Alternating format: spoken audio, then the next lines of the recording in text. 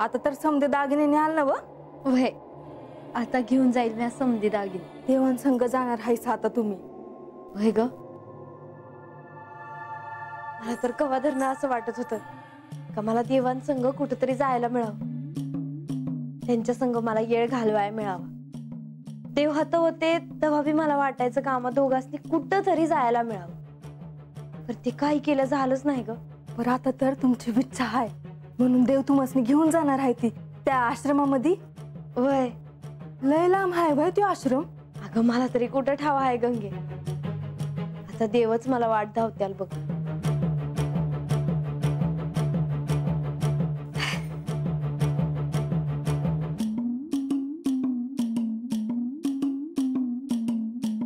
मी काय म्हणते,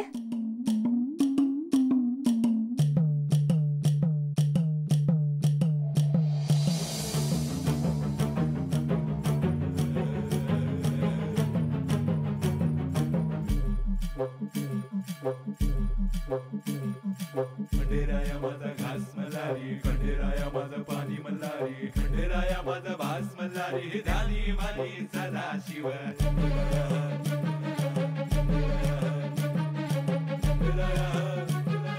ध्यानी मानी सदा शिव, सदा शिव मल्हारा, सदा शिव मल्हारा. खंडेराया माझा घास मल्हारी, खंडेराया माझा पाणी मल्हारी, खंडेराया माझा भास मल्हारी, ध्यानी मानी सदा शिव. खंडेराया माझा घास मल्हारी, खंडेराया माझा पाणी मल्हारी, खंडेराया माझा भास मल्हारी, ध्यानी मानी सदा शिव, सदा शिव मल्हारा, सदा शिव मल्हारा.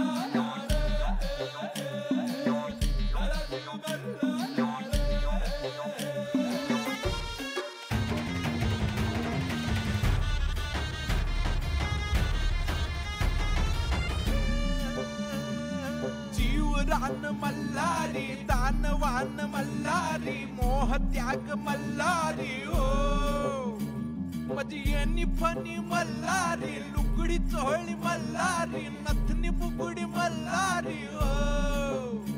मजी इडा पिडा मल्हारी, गणगोत मल्हारी, जीव ज्योत मल्हारी हो.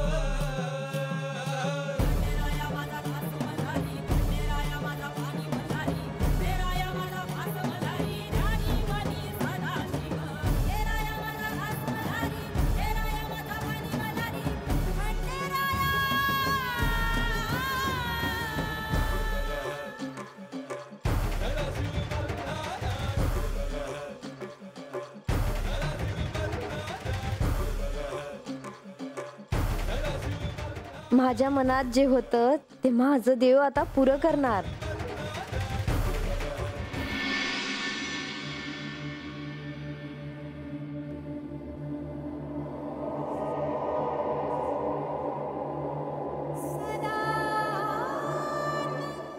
देवी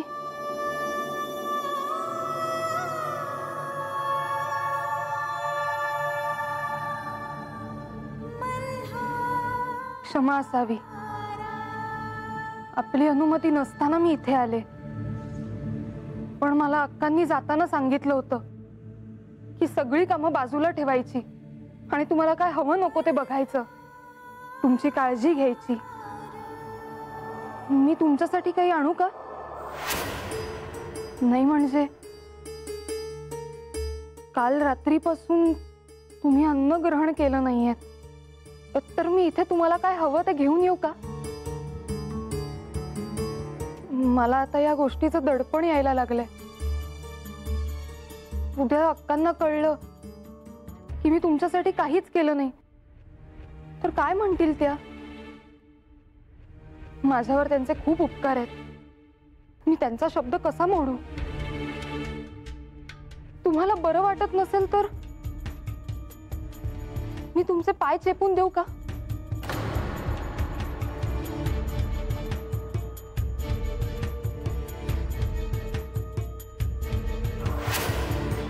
देवी, तुम्ही काहीच बोलत नाही आहात. आभूषणही काढून ठेवली आहेत. ही गोष्ट आता सगळ्यांना ठाऊक झाली आहे आणि ही वार्ता आता बाहेर जाणार आहे. मला वाटलं तुम्हाला सांगावं असं, मग मी येते. तुम्हाला काही हवं असेल तर मी आणून देईन. पुन्हा येईन.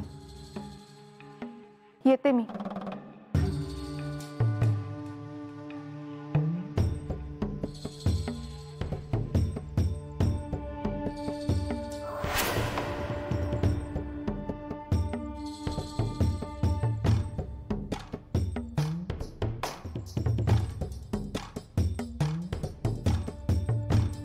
प्रधान जी, लक्ष्मी देवी.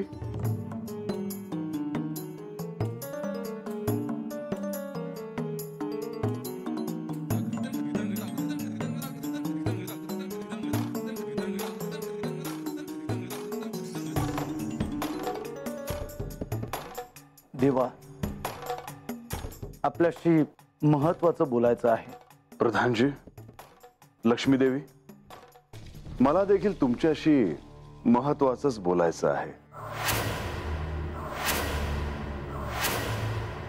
देवा, श्री म्हाळसा देवींचं मौन आता गंभीर विषय होऊ लागला आहे. सगळ्या गडावर हळूहळू चर्चा होते आहे. म्हाळसा देवी कोणाशीही बोलत नाहीत म्हणून सर्वजण चिंतित आहेत. होय लक्ष्मी देवी, मला देखील ते जाणवलं आहे. म्हाळसेच्या अशा वागण्याने सर्वजण चिंतेत आहेत हे खरं आहे. देवा, त्यांची समजूत घालायला हवी. आणि त्यातून म्हाळसा देवींचे आई वडील इथे नाहीत. ते इथे असते तर परिस्थिती काहीशी सौम्य झाली असती. पण ह्या क्षणी जी परिस्थिती आहे त्यापेक्षाही कठीण होणार आहे. आम्ही समजलो नाही देवा. तुम्हाला नेमकं काय सांगायचं आहे?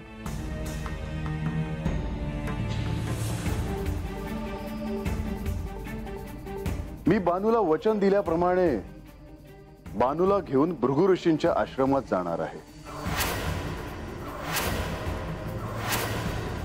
तुम्ही बानूकडे जाणार आहात? नाही, बानूकडे नाही, तर बानूला बरोबर घेऊन जाणार आहे. परंतु देवा, श्री म्हाळसा देवी. मी सांगितलंय तिला तसं, आणि त्यानंतरच तिने हे मौन धारण केलं. देवा, एकंदर परिस्थिती पाहता मला असं वाटतं की तुम्ही तुमचा निर्णय पुढे ढकलावा. मला देखील असंच वाटतं. ते शक्य आहे असं मला नाही वाटत, कारण आता मी बानूला वचन दिलं आहे. म्हणजे तुम्ही पुन्हा एकदा तुमच्या वचनात अडकलात तर? तसं नाही प्रधानजी.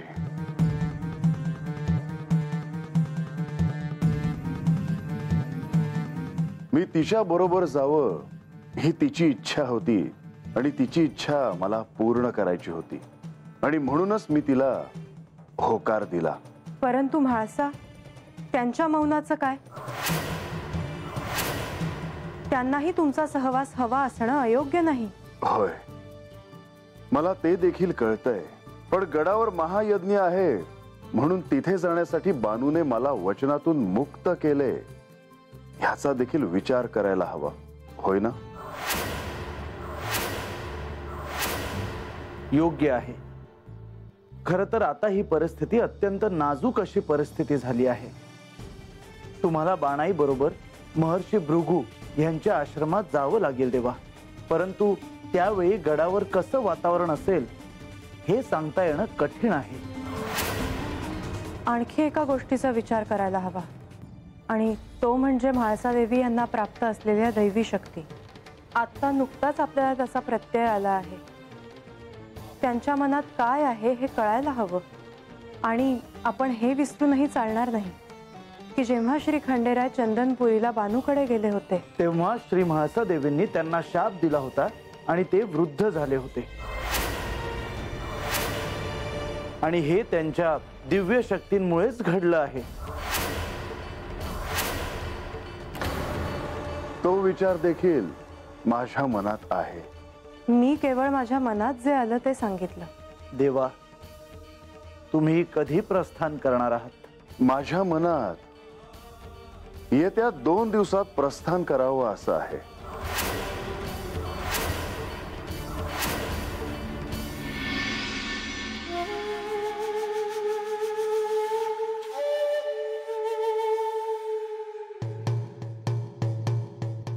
काय ग शेवंती, असं तोंड कशापायी पाडून बसलीस? आता मलाच विचार. इतकं समज झालं आणि मला कुणी काय बी सांगितलं नाही. महाराज आलं म्हणून कळलं. अगं राहिलं असेल. आज जे काय झालं ना ते लई चांगलं झालं बघ. देवासंग बानूला जायला मिळणार ना याचा बानूला लई आनंद झालाय बघ. बानूच्या मनात जे हाय ते तिला मिळणार आहे, मग आनंद होणारच ना. आणि देव स्वतः म्हणलं तिला. राजा एक सांगू का? तू काय बी सांगू नगस. तुला काय सांगायचंय ना ते ठाव आहे मला. माणसात आईसनी हे आवडणार नाही. तंटा होणार हे दिसतंय मला. राजा आता काय करावं ह्याचा विचार केला आहेस का नाही? नाही. अरे पर का? कारण मला माया बानूला हसच हसताना बघायचंय. तिच्या तोंडावरचं हसू घालवायचं नाही मला. अरे पर जे होणार आहे त्यापासून पळून जायचं का? नाही शेवंती, मला नाही पळायचं. म्या ह्योच विचार करतो या माया बानून जे सपन बघितलंय ना ते पुरं होणार आहे. मला ठाव आहे महाळसा देवीसनी हे नाही आवडणार. पण आजच्या दिवशी तो इशे काढून माया बानूचं मन मला नाही दुखवायचं.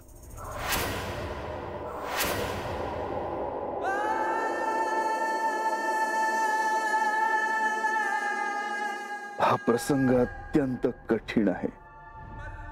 एकीकडे मी बानूला सांगितलं आहे की मी तिच्या बरोबर महर्षी भृगू यांच्या आश्रमात जाईन, आणि दुसरीकडे म्हाळसा तुझं हे असं वागणं. मला ठाऊक आहे म्हाळसा की मी बानू बरोबर जाणार आहे हे तुला आवडलेलं नाही. पण माझ्याकडे दुसरा मार्ग नाही म्हाळसा. मी बानूला दिलेलं वचन, माझा शब्द मला पूर्ण करावाच लागेल. मला बानू बरोबर जावंच लागेल.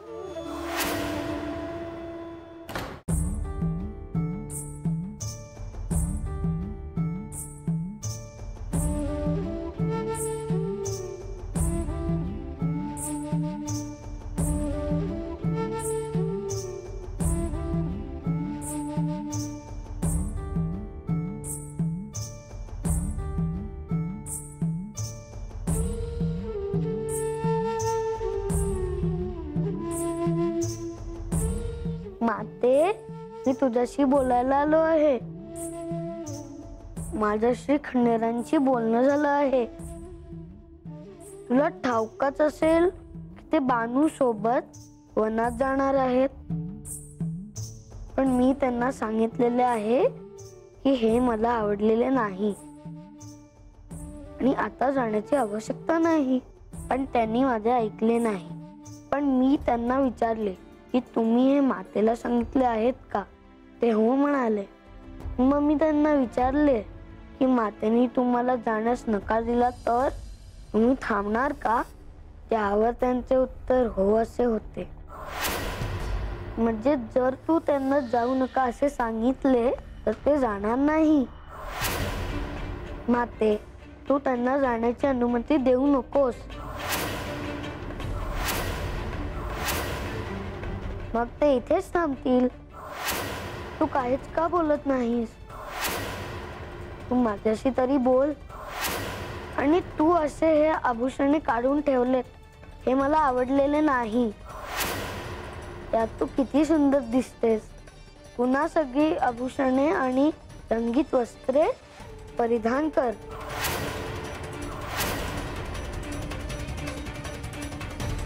तुला मी म्हणतो आहे ते तुला पटतं आहे ना की तुला माझे म्हणणं आवडलेले नाही?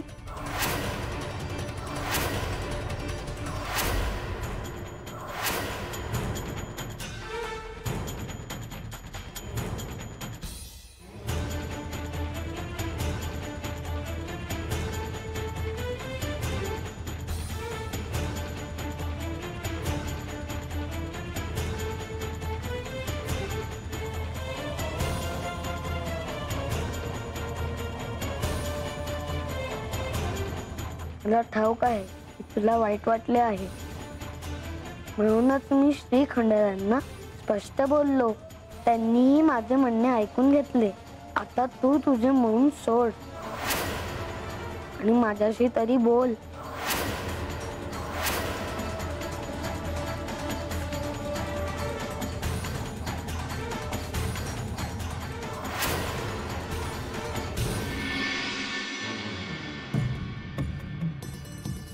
या चौडप्पा, तुम्ही मला बोलवलं सा.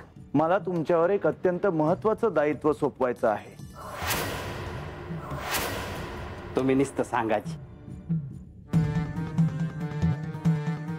चौडप्पा, श्री खंडेराय बाणाई बरोबर भृगु ऋषींच्या आश्रमामध्ये जाणार आहेत. तुम्हाला त्यांच्या प्रस्थानाची तयारी करायला हवी. वयजी. आणि तुम्ही देखील राघोबा आणि गणोबा यांच्या बरोबर तिथे जा. त्यांच्या संग अंतत त्यांना काय हवं काय नको हे पाहायला नको का? आहो पर मग हात. इथली काळजी करण्याचं काही कारण नाही. आम्ही आहोत तिथे. म्हाळसा देवी आहेत, मी, हे आम्ही सारे आहोत. चौडप्पा, त्यांच्या प्रस्थानाची तयारी करायला घ्या. वयजी. येतो मी.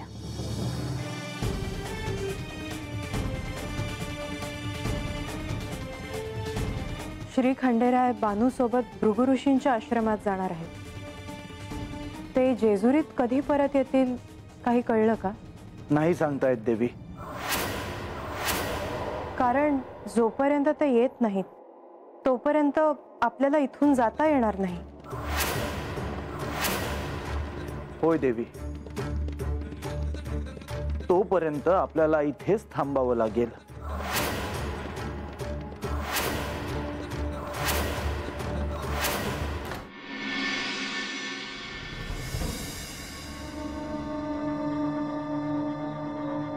तुम्ही